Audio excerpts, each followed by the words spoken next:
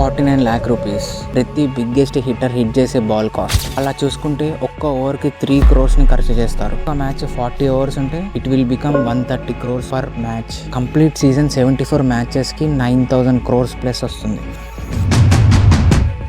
5 years back deal అయింది. దాంట్లో media rights కి బీసీసీఐ రైజ్ చేసిన అమౌంట్ 48,958 అంటే $6.2 billion.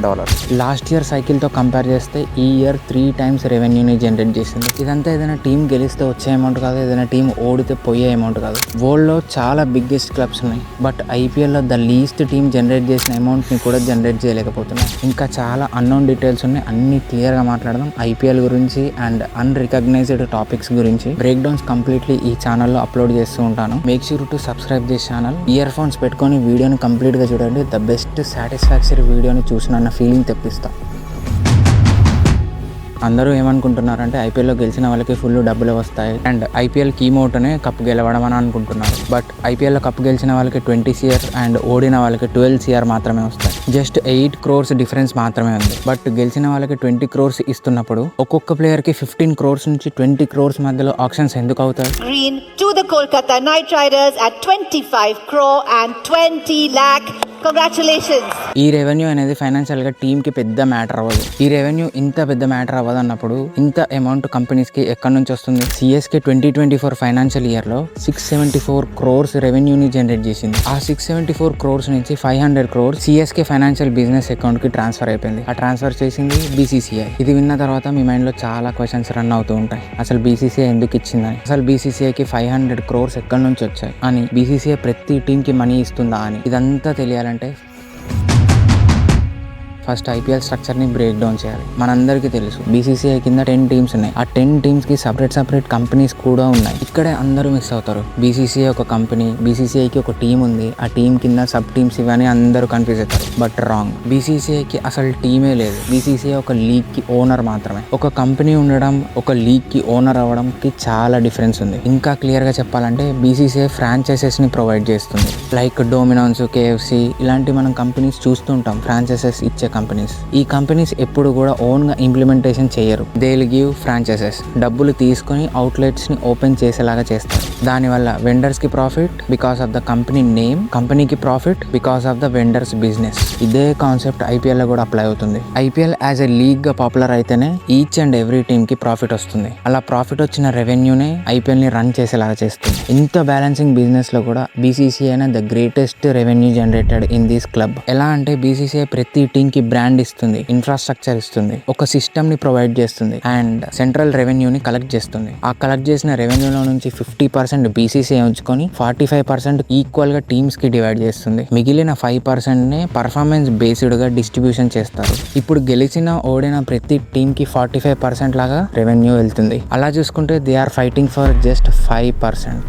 ఇప్పుడు మీ మైండ్ లో ఒక క్వశ్చన్ తిరుగుతూ ఉంటుంది, ఇదంతా డివైడ్ చేయాలి అంటే ఫస్ట్ రెవెన్యూ ఎక్కడి నుంచి వస్తుందో అనేది తెలియాలి కదా. మీడియా రైట్స్ నుంచి, టైటిల్ స్పాన్సర్స్ నుంచి. బీసీసీఐ నెగోషియేట్ చేసిన కొన్ని కంపెనీస్ నుంచి హ్యూజ్ అమౌంట్లో ట్రేడ్ అవుతుంది. ఒకసారి బీసీసీఐ 2022లో బిగ్గెస్ట్ ఆక్షన్స్ ని ఆర్గనైజ్ చేసింది. ఈ ఆక్షన్స్ ఎందుకంటే 5 years ఐపీఎల్ డిజిటల్ రైట్స్ తీసుకోవడానికి. ఈ రైట్స్ తీసుకోవడానికి ఆ ఆక్షన్స్ కి 2 కంపెనీలు చాలా ఇంట్రెస్టింగ్ గా ఉన్నాయి. Disney plus Hotstar and Viacom 18. Reliance company ఇది ఎవరికి రికగ్నైజేషన్ లో లేదు. బీసీసీఐ ఒక సింపుల్ రూల్ ని పెట్టింది, ఎవరు బిడ్ ఎక్కువ చేస్తారో వాళ్ళకి ల్యాండ్స్కేప్ కంట్రోల్ ని ఇచ్చేస్తారు అని. బిడ్ లో స్టార్ స్పోర్ట్స్ కి 23,575 crores టీవీ రైట్స్ వచ్చాయి. అదే వియాకామ్ 18 కి లైక్ రిలయన్స్ కంపెనీకి డిజిటల్ రైట్స్ వచ్చాయి 23,758 crores కి. Total value 48,398 crores. ఇది 5 years పీరియడ్ కి మాత్రమే అండ్ జస్ట్ మ్యాచ్ చూపించడానికి తీసుకున్న బిడ్ మాత్రమే. ఇదే మూమెంట్లో హిస్టారిక్ షిఫ్ట్ అయింది. For the first time TV rights కన్నా డిజిటల్ రైట్స్ చాలా ఎక్స్పెన్సివ్గా ఉన్నాయి. జనరల్గా టీవీ ఆడియన్స్కి పర్చేసింగ్ పవర్ చాలా ఎక్కువగా ఉంటుంది when compared to digital audience.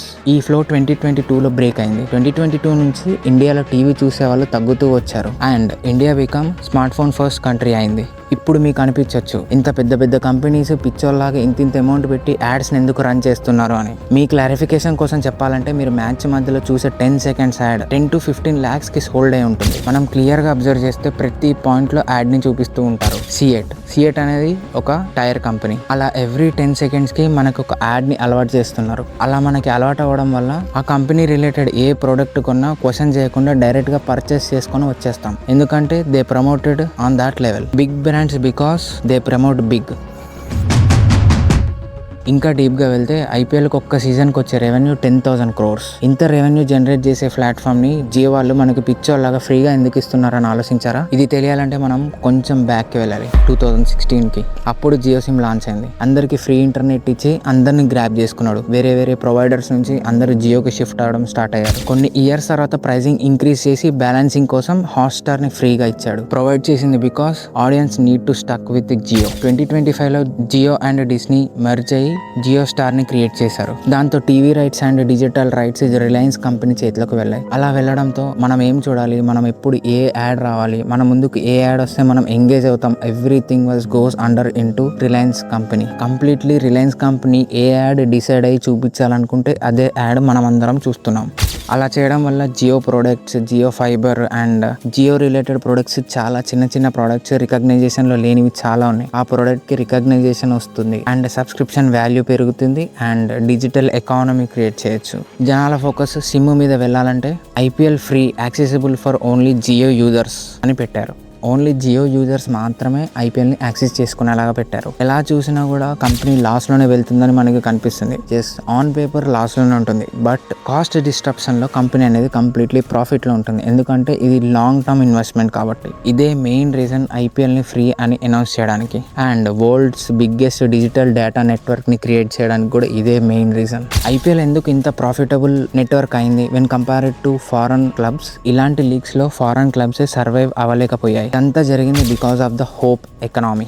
RCB cup గెలవడానికి 18 years పట్టింది. ఆ 18 yearsలో గెలవద్దని ఎంతమంది చూసారో, గెలవాలి అని చెప్పి అంతమందే చూసారు. ఆ హోప్ 2025లో బ్రేక్ అయింది. So simple logic, hope equal to viewers equal to valuable rights and sponsorships. ఇదే రీజన్ ఐపీఎల్ ఎప్పుడు కూడా ప్రాఫిటబుల్ లీగ్ అయ్యేలాగా చేస్తుంది. 2026లో మీరు అబ్జర్వ్ చేయొచ్చు, 2025లో ఉన్నంత క్రేజ్ ఇప్పుడైతే లేదు. The next reason option system. IPL ఆప్షన్స్లో ఎవ్రీ టీమ్కి ఒక ఫిక్స్డ్ బడ్జెట్ ఉంటుంది. ఆ ఫిక్స్డ్ బడ్జెట్లోనే ద బెస్ట్ ప్లేయర్స్ని పిక్ చేసుకోవాలి. బట్ ఫారెన్ కంట్రీస్లో జరిగే ఫుట్బాల్ టోర్నమెంట్స్లో అలా ఉండదు. ఏ ప్లేయర్ కావాలన్నా ఎంత పెట్టైనా కొనుక్కోవచ్చు. సో ఫైనాన్షియల్గా స్ట్రాంగ్ ఉన్న టీమే కంపల్సరీగా మంచి ప్లేయర్స్ని తీసుకుంటుంది అండ్ విన్ అవుతుంది. అందుకే వ్యూవర్స్ పాయింట్ ఆఫ్ వ్యూలో వాళ్ళు ఎప్పుడు కూడా నెగిటివ్లో ఉంటున్నారు. వ్యూవర్స్ ఎప్పుడు కూడా అన్ని టీమ్స్ గెలవాలి అన్న పాయింట్ ఆఫ్ వ్యూలో చూస్తారు. So they are bored. ఎందుకంటే రెగ్యులర్గా ఒకటే టీం విన్ అయినప్పుడు ఎవరికైనా బోరింగ్ ఉంటుంది and they predicted the result. Foreign leagues and tournaments అనేవి ఎప్పుడు కూడా లాస్లో ఉంటాయి అండ్ బ్యాంక్ కరప్ట్స్ అవుతాయి. ఐపీఎల్లో అలా కాదు. Set of రూల్స్తో